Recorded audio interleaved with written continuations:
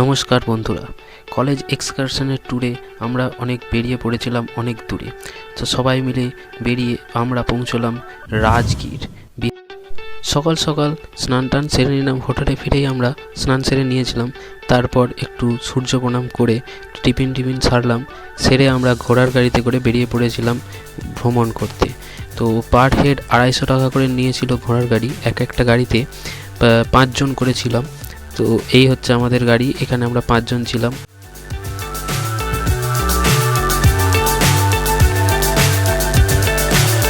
So high, I'm hypnotized. What's up is down, what's left is right. Chasing stars and holding you. I can't see the end, but we'll see it through.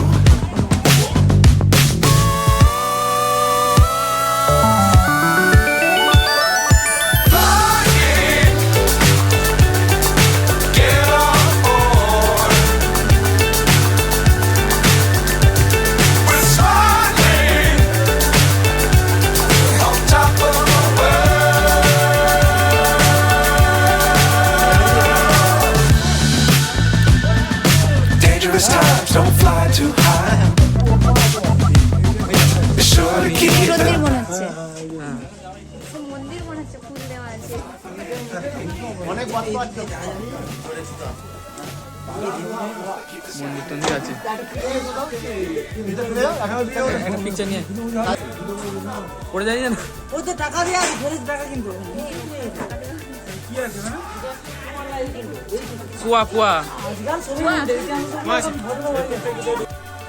So আমরা এখানে এসেছি এখন জরাসন্ধের সোনার ভান্ডার, battle ground of Jarasandha.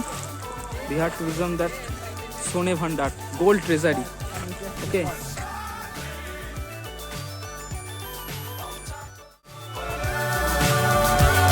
আমরা যাচ্ছি জরাসন্ধের সোনার ভান্ডার। ওয়াও ভাই ওয়াও!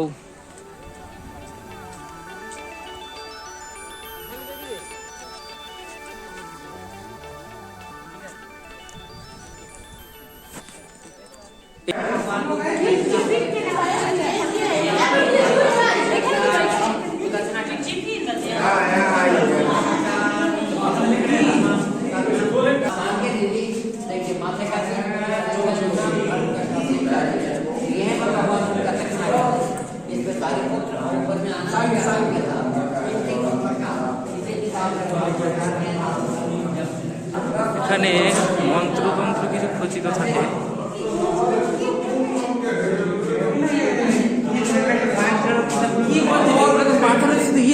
ভালোবাসার নাম লিখে গেছে। হ্যাঁ, এগুলো সব ট্রু নাম লিখে গেছে।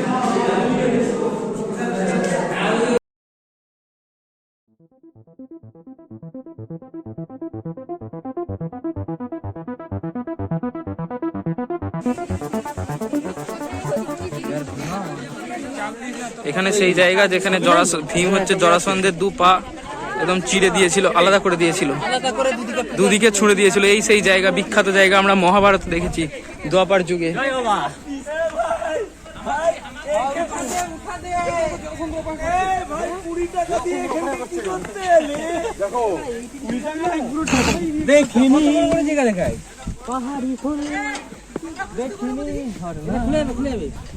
খুলেই কি দেখবি?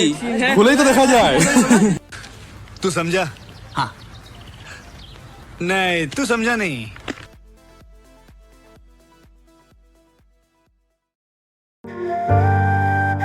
এখন আমরা যাচ্ছি বিম্বিসারের জেল, তাই তো?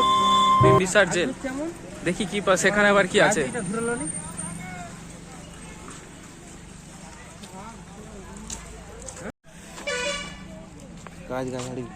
ওই গাছগুলো জলে দিলেই বেঁচে উঠবে, ওইদিকে ওই শুকনো গাছগুলো।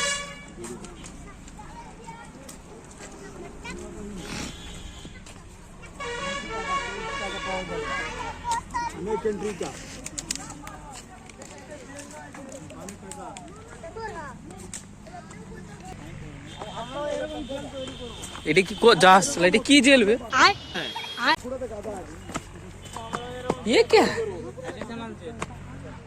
বিম্বিসারের জেল দেবো বলে এলাম, দিয়ে দেখছি খেলার মাঠ করা আছে। একটার পর একটা হতাশা লাগিয়ে রাখতে পারতো। একটার পর একটা হতাশা পাওয়া যাচ্ছে এখানে। বল, রোপওয়ের জন্য যাচ্ছি। টিকিট 120 টাকা করে ticket per head, maximum capacity 8 জন, 5 থেকে 8 জন। হ্যাঁ। তো এখন আমরা যাচ্ছি, টিকিট কাটা হয়ে গেছে, ওই যে রোপওয়ে যাবো। টিকিট কাটা হয়ে গেছে, রোপওয়েতে চাপতে যাচ্ছি।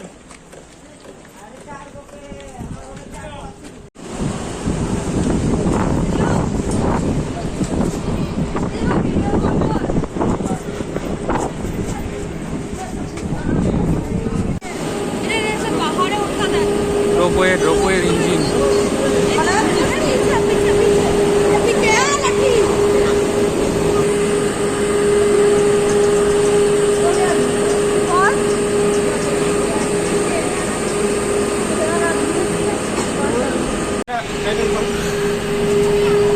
আমরা উঠে পড়েছি রোপওয়ে মধ্যে,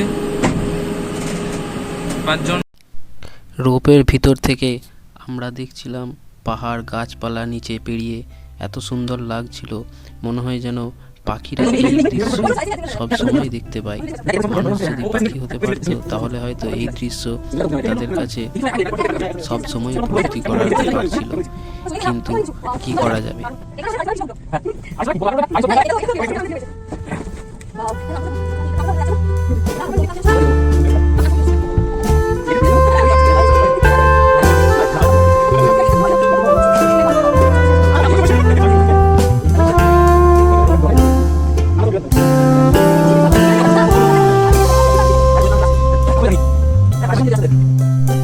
অ্যাকচুয়ালি আমরা রোপওয়ে থেকে উঠে গিয়েছিলাম বিশ্ব শান্তি স্তূপ দেখার জন্য, যেখানে ভগবান বুদ্ধে, যিনি নারায়ণের এক অবতার, তো তার স্তূপের যে চারদিকে তার যে জন্ম থেকে মৃত্যু অবধি বিভিন্ন সাইকেল বা পর্যায়গুলি ওখানে স্তূপ আকারে বা পাথরের খোদাই করে আঁকা আছে।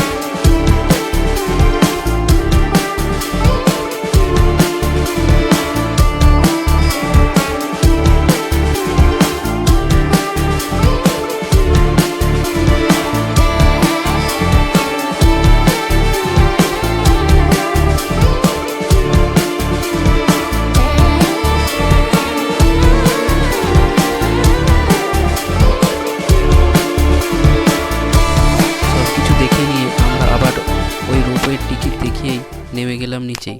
তবে দুপুর 12:55 মধ্যে কিন্তু রোপওয়ে বন্ধ হয়ে যায়, আবার তার 1 ঘন্টা পর চালু হয়, মানে 2টোর পর চালু হয়।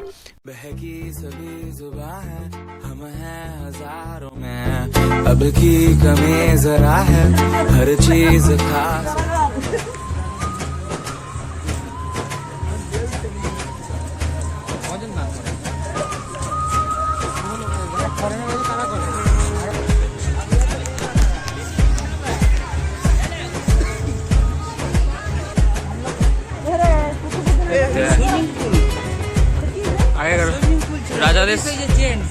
রাজাদের সুইমিং পুল,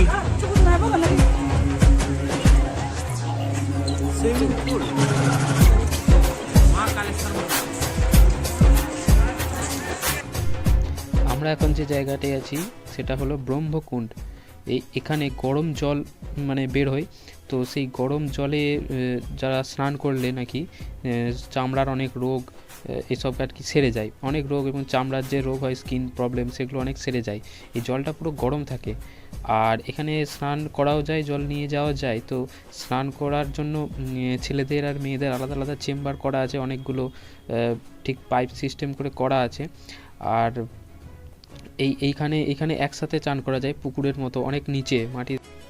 এই গরম জলের উৎস হলো সপ্তপর্ণী কেভ, যে পাহাড়ের উপরে সপ্তপর্ণী কেভের সপ্তধারা। তো সেখান থেকে এই গরম জল আসে এবং এই গরম জলের টেম্পারেচার অ্যারাউন্ড 45 ডিগ্রি সেলসিয়াস থাকে। তো সেই হিসেবে মানুষ এখানে স্নান করতে পারে। এরপরে আমরা যেখানে যাচ্ছি সেটা হচ্ছে এই যে ব্রহ্মকুণ্ড, এর পাশেই সিঁড়ি দিয়ে পিপালা গুহা। কেননা এর যে গুহাটা, সেই গুহার সামনে একটা পিপাল গাছ ছিল, তো সেই হিসেবে নাম হয়েছিল পিপালা গুহা। এখানে নাকি গৌতম বুদ্ধ এসে তিনি দুপুরের খাবার পর এখানে ধ্যান করতেন বা মেডিটেশন করতেন। আর এই গুহার ঠিক পাহাড়ের মানে কী বলবো পাথর দিয়ে সাজানো থাকে এবং এরপরে এর নাম হয় জরাসন্ধের বৈঠক বা জরাসন্ধের গুহাও নাম হয়। আর এইটা হলো তার টপ ভিউ, মানে গুহার একদম পাহাড়ের ওপর থেকে এই ভিউ দেখা যাচ্ছে। তো দারুণ এনজয় করার জায়গা এবং যে মন্ত্রমুগ্ধ হয়ে যাওয়ার মতন যে দৃশ্য এর চারদিকটা।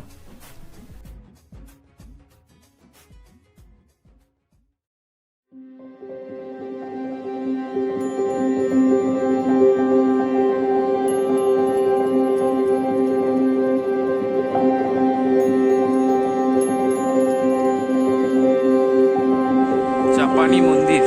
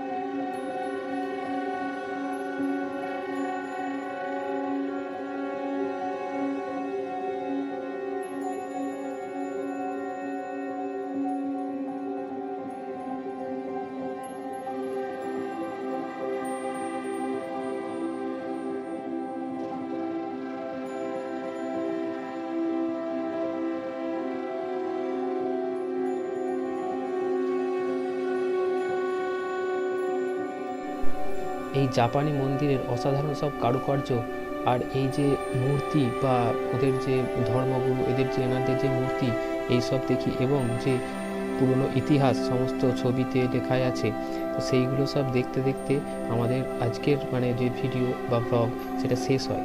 তো পরের ব্লগ দেখা হয় নালন্দা, মানে পরের দিন। তো দেখা হচ্ছে পরের ভিডিওতে অ্যাট নালন্দা। Okay, by.